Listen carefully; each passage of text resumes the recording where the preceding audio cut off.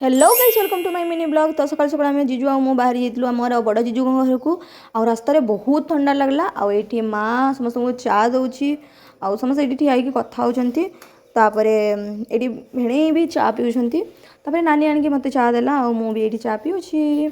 तो चा पीवा समय भेणे बाहरी गले जीवाई घर को सी मत छाड़ी पलैले। तो आम जाइलु कौन मुझे कहनी आज थी मो बड़ जीजू माँ डेथ होता तो आज थी 11 दिन तो से जाइलु तापर ये आमर माँ हरी समस्त फटो फटो उठेले आम मिसिक समस्ते ये खाऊ माँ मौसी आ मोर बड़ मौसी समस्ते मिसिक आम आज ये खाऊलु।